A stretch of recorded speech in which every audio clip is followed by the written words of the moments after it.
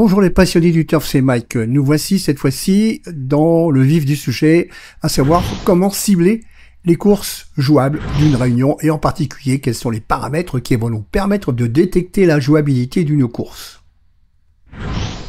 Dès le départ, lorsque vous cliquez sur Nouvelle course, vous aurez toujours ce message qui apparaîtra et qui vous proposera donc d'analyser la jouabilité de la course avant tout, de filtrer, d'éliminer des chevaux peu probants, de saisir donc la sélection qui restera donc des chevaux avec un tri sur les cotes à 8 heures dans la zone numéro 1, identifié ici où mon curseur se balade, et ensuite de cliquer sur générer toutes les combinaisons. Évidemment, à chaque fois que vous allez faire une nouvelle course, que vous allez lancer une nouvelle course, vous aurez toujours le même message. C'est à force de marteler de toute façon que on ne peut pas oublier la démarche qu'il faut suivre. Dans cette vidéo, nous allons donc nous attacher à la vidéo 1.1 qui concerne les paramètres pour détecter la jouabilité d'une course. Et pour exemple, je vais prendre les courses du jour, nous sommes le 8 septembre.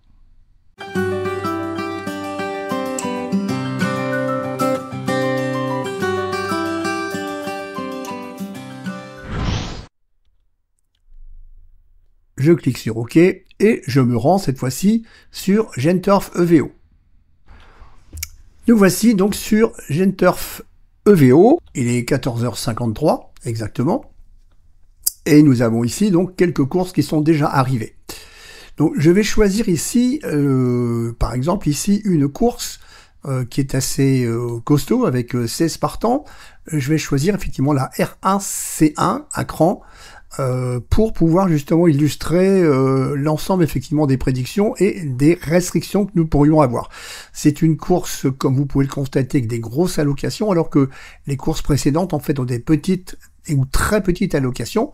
Et nous remarquons aussi autre chose, c'est que dans les catégories de courses, nous avons des catégories G pour la première, Affer, et E, D, 3, donc catégorie 3, donc là nous sommes dans l'attelé, hein, c'est le cas de le dire, et donc là c'est du catégorie 3, c'est du groupe 3, donc là c'est costaud.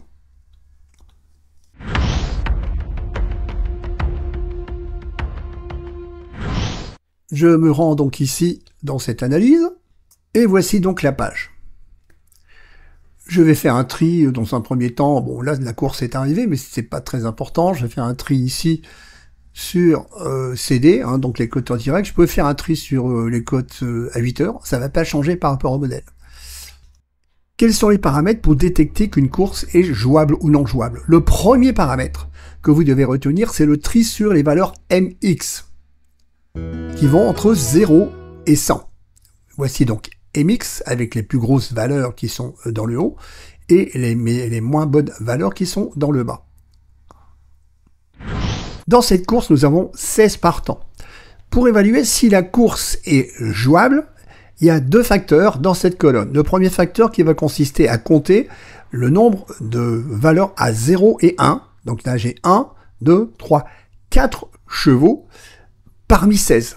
Donc là, j'ai déjà un ratio. Là, on n'est pas à 50%. Si j'étais à 50% de ce ratio, ici, sur l'ensemble, j'irais des chevaux, la course ne serait pas qualifiée de jouable. En tout cas, elle serait très aléatoire au niveau des arrivées et la probabilité d'avoir des gros outsiders ou des outsiders en fait en valeur 1 ou 0 serait forte. Un autre paramètre va consister à, dans les valeurs MX, à bien cerner les valeurs 100. Alors les valeurs 100 sont d'une particularité, à savoir que ce sont des chevaux qui n'ont dans leur historique pas eu vraiment, je dirais, de place de premier récemment, ou c'est loin, assez loin, je dirais, dans leur historique. Ou alors, encore, ça peut être le fait, par exemple, ici en valeur 100, d'un cheval qui, dans sa carrière, a eu 2 fois, effectivement, une valeur de premier, enfin, une place de premier. Et donc là, à partir du moment où vous avez les valeurs 100, ces valeurs sont considérées comme étant dangereuses. Alors, dangereuses au sens, je dirais, soit d'un favori qui peut arriver avec une valeur 100, et qui a été boosté pour cette course, soit éventuellement une valeur 100, parce que les chevaux qui ont cette valeur ont des cotes vraiment de très gros outsiders, comme c'est le cas ici avec les numéros 12 et numéro 2. Donc attention aux valeurs 100, mais retenez quand même que quand on peut avoir de temps en temps, régulièrement d'ailleurs, un cheval du trio qui arrive en fait avec une valeur 100 en MX, on n'a jamais vu jusqu'à présent sur des milliers de courses avoir 3 MX 200 parce que bah voilà, de toute façon la course à ce moment-là n'est pas jouable. Par rapport à cette course, l'indice de difficulté que vous pourrez constater si vous optez pour cette démarche, et je vous invite à le faire pour ne pas vous planter, à partir du moment où vous allez voir qui j'irai par exemple 4, 5 parmi 16, vous allez voir 15, 5, 6 chevaux qui ont des valeurs entre 0 et 1, plus ici 1, 2, 3, 4, 5 chevaux qui ont une valeur 100, donc en fait indécision quant à leur arrivée, vous voyez qu'on va le numéro 3 qui en a une et qui arrive, ça veut dire que la course va forcément être très difficile d'une part. Et que la propension d'avoir un outsider au minimum sera forte, voire peut-être 2 outsiders. Ici, dans cette course, dans cet exemple, le numéro 1 est notre outsider, notre gros outsider. Autre facteur d'élimination d'une course, ou d'une course qu'il faut éviter, vous voyez que ici, dans cette course, nous sommes ici sur la R8, toujours du même jour, à hier. Enfin, quand je dis hier, c'est aujourd'hui. Alors, ici, donc, les MX sont égales à 0. Bon, il est clair que ces valeurs-là, effectivement, étant à 0, et c'est une course qui n'est pas jouable. Et en fait, on peut remarquer que il y a des valeurs CFP et des valeurs en or qui sont pratiquement absentes, et en tout cas, les gains qui sont totalement absents. Donc là, course à éviter. En plus, c'est une course de 3 ans, et nous voyons ici que nous avons donc un indice de dispersion de 0,43 en orange, donc danger, et ici en rouge pour la performance des chevaux, et en fait on le voit au travers des musiques. Course à éviter. Dans une réunion, en fait, on peut parfois avoir 2, 3 ou 4 courses qui sont dans des conditions comme celle-ci, et pour lesquelles, en relevé donc de notre base de données et des informations sur Internet, nous n'avons aucune information au niveau des bases de données en ligne. Donc on ne peut pas vous donner des informations qui ne sont pas disponibles. Dans cette réunion R8 de hier, eh bien, les 5 premières courses sont des courses qui ne sont pas jouables, pour les raisons que j'ai évoquées. Ce n'est qu'à partir de la 6e course que nous pourrons donc, à ce moment-là, donc analyser une course et évaluer sa jouabilité en cliquant sur MX. Donc nous avons ici 10 partants, et on peut compter 1, 2, 3, 4, 5. Nous sommes en fait à 50%, donc c'est une course qui sera avec une arrivée très aléatoire, surtout avec une performance de 0,18, où là, avec le reste des chevaux, on pourra avoir peut-être 1 ou 2 favoris, et en tout cas une certitude au minimum d'avoir un outsider ou un gros outsider. Là en cours sur la R7 du Croisier-la-Roche, nous voyons que dans la première course, nous avons une partie de chevaux qui n'ont pas les gains, une autre partie qui les a, et nous avons effectivement différentes valeurs qui sont absentes. Donc là, c'est aussi un modèle qu'il faut éviter. Encore un modèle ici, donc au Croisier-la-Roche dans la C2, on voit tout de suite, avec le nombre de CX médiocre, que c'est une course qu'il faut totalement éviter.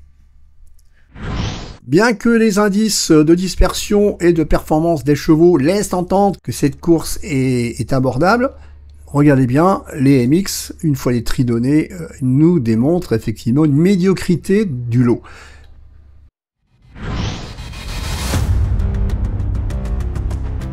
Alors pourquoi autant de réunions, autant de courses aussi médiocres, entre guillemets? Ben, tout simplement parce que le PMU a besoin de remplir les stèles, et que il a besoin effectivement, je dirais, d'avoir des courses et de faire jouer un certain nombre de parieurs. Mais si vous jouez dans ces courses-là, vous êtes pratiquement certain de perdre.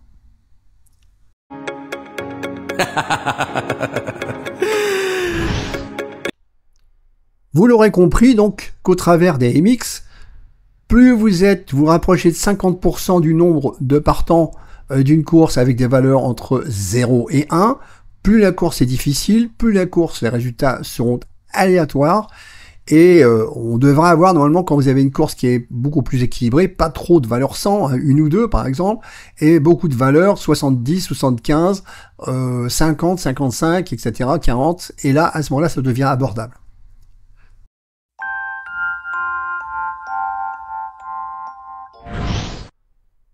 À titre d'exercice, je vous recommande très fortement d'analyser pas mal de courses dans les disciplines diverses et variées, de la manière que je viens de vous montrer, et c'est de cette façon-là que vous allez pouvoir vous conforter dans l'habitude. Si vous regardez 3, 4, 5 courses dans une réunion parce que vous estimez ne pas avoir le temps, c'est votre droit, mais vous pouvez être certain que si vous ne consolidez pas cette idée d'analyse, eh bien, vous allez vous planter une fois sur deux, sinon plus.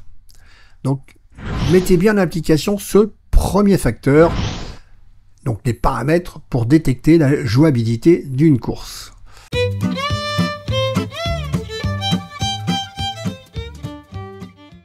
Je vous attends dans la prochaine vidéo où cette fois-ci nous allons analyser les profils des chevaux qui sont éliminables dans des courses jouables. À tout de suite, merci.